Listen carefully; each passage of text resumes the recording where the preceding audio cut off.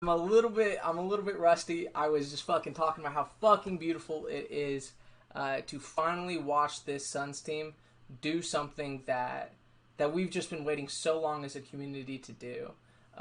It's one of those things that uh, I have watched personally over 250 games the last 5 years prior to this year. The number of games that I had to watch of Tyler Eulis, Mike James, Dragon Bender, Marquise Chris, 39-year-old Jamal Crawford, it was painful. It was fucking painful. And for this team to turn it around to this degree is just absolutely it's beautiful. It's something that the Suns community has long since deserved. It's one of those things where I cannot believe that we have made the single season turnaround that we have. It's absolutely insane, and uh,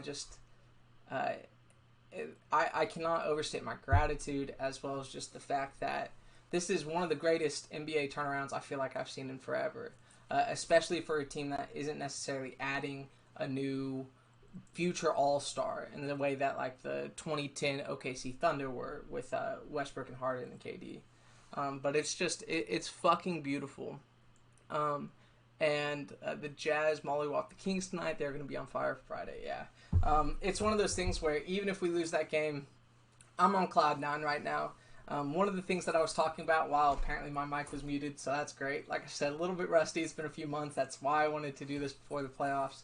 But one of the things that just really, really, really fucking is I just cannot fucking believe coming into this season I was predicting that the Suns would be the sixth seed, maybe the fifth seed.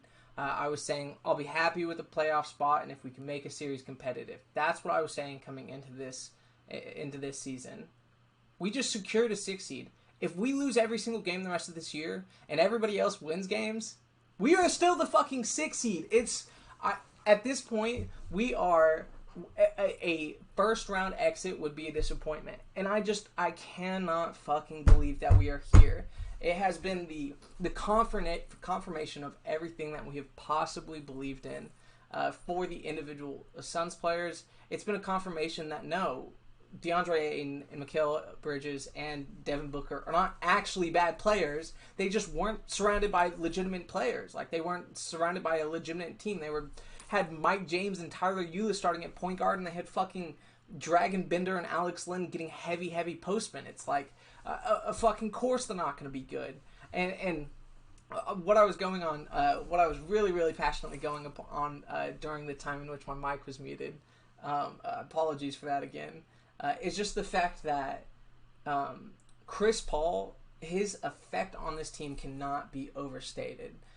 We saw that to the 10th degree tonight, and it's one of those things where I've always been a big believer that you can't really judge a player based especially off volume stats. That stats don't really capture the nuances of the game.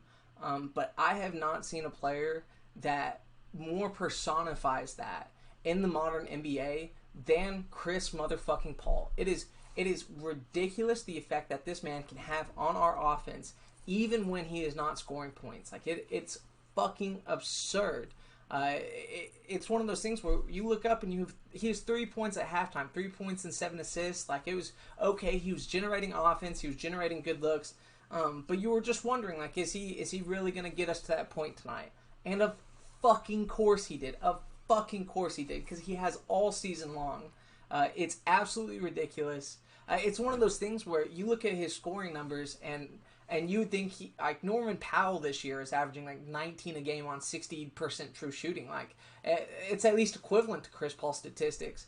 But if you tell me that Norman Powell is on the same level score of Chris Paul, I will never listen to your basketball opinions ever again.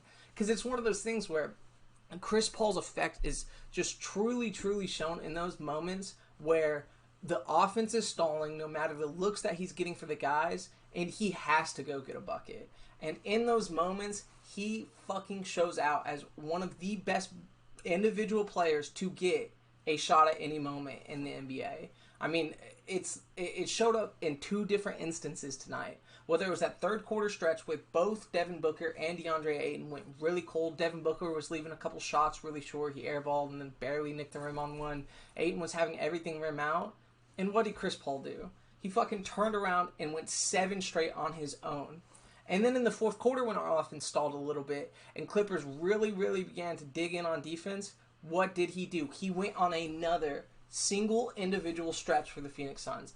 His effect on this team cannot be overstated. He consistently raises the active production on the floor at every moment he's on the floor. It's shocking. It's one of those things where I used to talk about this on my streams, especially early on in the season, where he's somebody who's not just passing to the open guy, but he is passing guys open. That is the biggest difference between him and Rubio in terms of passing. Rubio was absolutely elite at finding the open guy, and we saw that last year. But Chris Paul isn't just finding the open guy. He does that too, but he is passing guys open. It is the ball movement, the off-ball motion, it is all elite when Chris Paul's on the floor, and when everybody else is not hitting those shots and we need to go get a bucket, Chris fucking Paul is there to get a bucket.